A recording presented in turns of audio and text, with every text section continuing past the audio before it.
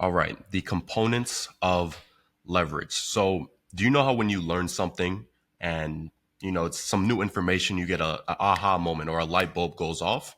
So, pretty much everything I'm about to talk about right now, when I initially learned it, I had an aha moment or a light bulb moment. So, we all know this is because we all know why we started our businesses in the first place, right?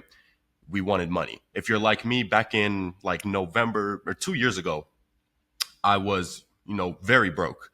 So you start your business and you're like, I want to make money. I want to be financially free. That's usually the what we have in our mindset. We want to be, not have to worry about money. We want to be free. But the thing is, when we start from zero, we're actually very fine working as hard as possible and like grinding and hustling to make money. In November of 2020, no, it was like September or October of 2023, I only slept for 15 days, right? And this is because like if you especially if you're scrolling online, hustle culture is normal. A lot of people are going to sell you the dream. You need to work 8, 10, 12 hours per day, right? So you have no problem, especially in the beginning when you want that money, you have no problem working your ass off, right? But if you're going to start a business, you need leverage. Without leverage, you don't own a business. You just bought yourself.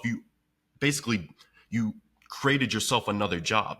And it's arguably, if we're being honest, it's actually a job much worse than one you can normally find, since one, the workload is significantly more demanding. You're literally, if you think about, if you had a job, you're responsible for one, not even one department in the company. You're responsible most times for one task, right? Imagine you started a business and now you're responsible for every single component, every single task, everything going on, right? That is ridiculous. And not only that, but now you have a lot of financial pressure. You have to meet certain numbers every month, because if you don't, you know, you're in the red, and so many bad things, right? But the thing is, right, in a business, there's these ridiculous amount of moving pieces. There's a lot of stuff that you find yourself becoming responsible for, right? And so the constraint on all of these moving pieces and the things you can be responsible for, the constraint is your time, right? And as humans, our time on earth is extremely limited. We think we live for like, I don't know what the life expectancy is, maybe 70, 80 years. That's a short amount of time. That's you snap your fingers and that's gone, right? And don't get me started on how fast 2024 has been moving this year. It's already September, right? It's about to be October. This year has been moving fast, right? So our time is limited and it moves fast. So our goal we should never be proud that we just put in an 8, 10, 12 hour workday ever. Unless you put 8, 10, 12 hour workday and it just bought you more time so that you don't have to do those tasks anymore. That's the only time you should be proud, right? The goal should be to spend our time building the mechanisms that bring us returns even when we aren't working.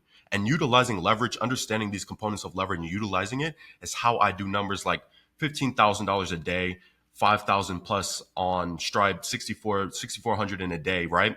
So how can we make our business so that it's more leveraged? And another thing, you see these numbers, you know what the coolest part about this is if you have like systems in your business, or if you even have a closer, you know how good it feels to receive that notification, whether it's from Slack or Discord or Stripe, that you just got a payment without you even doing work. So let me tell you something funny. I'm not going to go on a tangent, but in January of this year, I was on a first class flight to Dubai.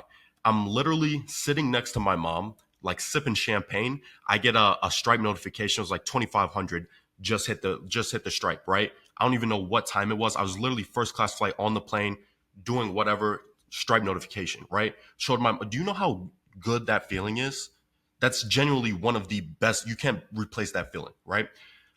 That is only possible by understanding leverage and having systems.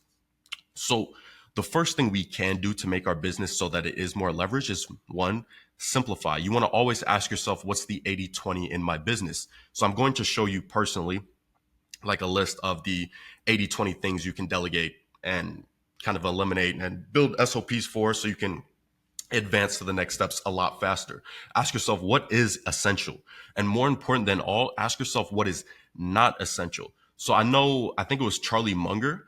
He basically built this principle that you can become successful and like succeed in life simply by asking yourself what not to do. So look at everything that's going on and say, you know, what not to do, or ask yourself, what would I do if I wanted to completely fail in my business and do the complete opposite? That's really Charlie Munger's philosophy, right? Next, model. So I already told you guys, if you're like me, you started your agency because you wanted money. In the beginning, you have absolutely no problem working your ass off, staying up late. In October, I slept 15 days. I think my schedule was 72 hours. I used to have it was 72 hours on, 16 hours off. So I'd stay up for 72 hours and I'd sleep for 16, back at it, right?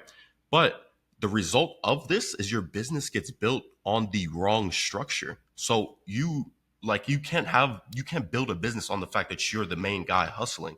You have to change the structure of your company. Your business should not be built around you, or for that matter of fact, it should not be built around any one person at all. A business is a compilation of systems and people running those systems, right? So not only will this allow you to scale smoothly, but you also won't be chained and tied down to the company. And next, systems. So systems are the heart, the beat, the life force of your business. These are your single greatest form of leverage. Our ego, our pride, our confidence, everything that goes on in our body.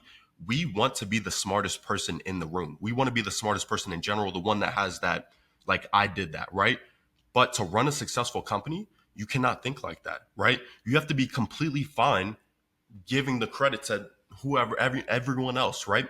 You need to make yourself the least important person, right? This is very important, especially one, if you want to scale, two, if you want to one day, get a big investor that comes in and you get yourself bought out. You can't, no one's going to buy your company if they're basically going to buy a job if you're the main person working. They're going to buy, what people want to buy is a system that works and repeatedly generates cash flow, right?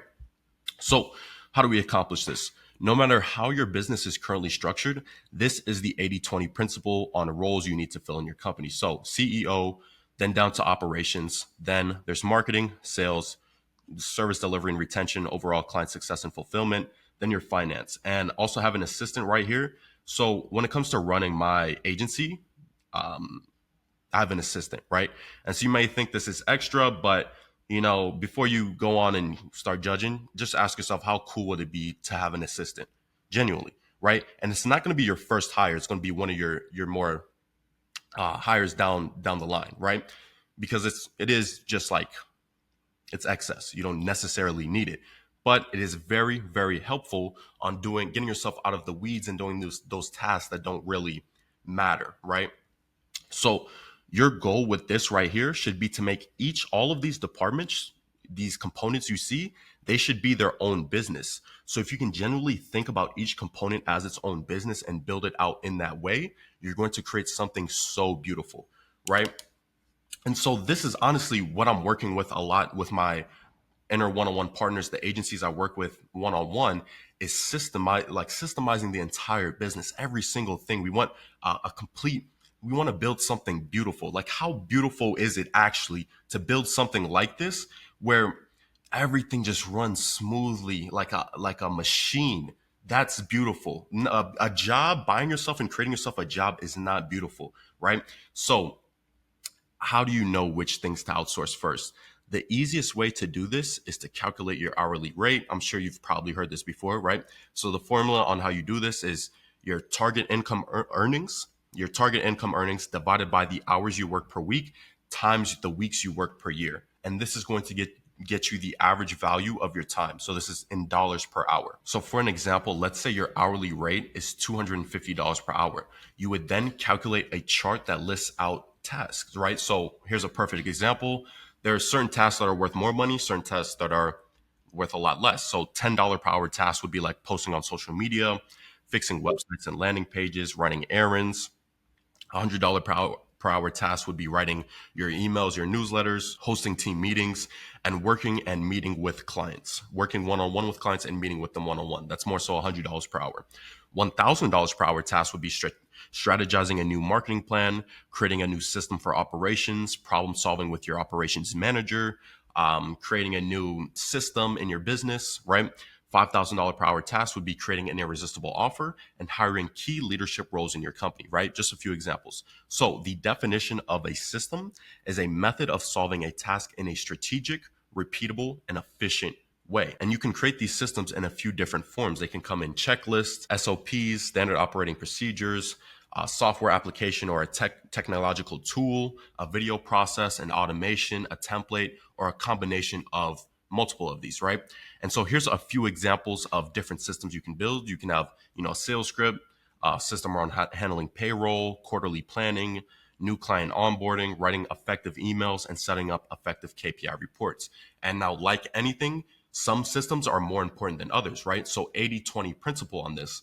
Most important systems that will get you to a seven-figure company is a hiring system, right? A predictable way, a consistent way, a system around recruiting and hiring A-player talent, number and data systems to be able to make quick, smart, data-driven decisions. If you can have a place where, a system around gathering all your KPIs, the numbers that you need to see, so you can pinpoint it. Take one look at the screen, like on Sheets, Google Sheets, and say, okay, lead flow is down. We need to do this.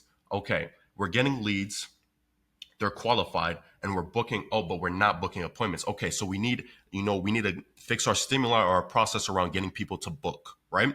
So then employee management and review systems to optimize your team every single month, financial systems to make sure your cash flow is good and you don't just go broke out of nowhere, marketing systems, consistent and predictable ways to drive consistent lead flow and appointment flow, sales systems, consistent and predictable ways to convert appointments into customers, and then onboarding and fulfillment systems. So this is actually pretty important because when we were scaling, I think it was like from 40 to our first ever 100K month, what actually hit me the most? There were so many onboardings we had to do. And so, what I said? I was like, I don't even, like, in your heart or in your head, you kind of know what you want in life. So of course we're making all this money, but in my head I'm like, dude, I don't really want to keep getting more clients. It's kind of annoying, right? There's so many onboardings to do. There's so many things we have to consistently set up every single time we get a new client. It gets annoying. So when you have these precognitions, like, I don't want to actually get more clients, I don't want to scale, that's a mental block that actually physically appears in real life in your business, right? You don't want to have a mental block like in your head thinking, I actually don't want clients, because that's going to appear in your business and it'll reflect, like, I don't want to go too deep into this, but life is just a mirror, right? And if you've ever heard this saying that goes like, the mirror can only smile if you do. Well, that means basically your entire external life, everything that's happening in your life is just a simple reflection of what you're thinking, like your internal, simple reflection of who you are on the inside, right? Your inside life reflects the outcomes you get on the outside, right? So if you're thinking that internally, that's going to reflect, and that's going to pop up as bad things that start happening in your business, right? Okay. But onboarding and fulfillment systems, you want these to not get stuck in the business, help you from not being terrified from scaling, all while consistently turning customers into your company's biggest fans. All right. Hope you enjoyed this one. See you.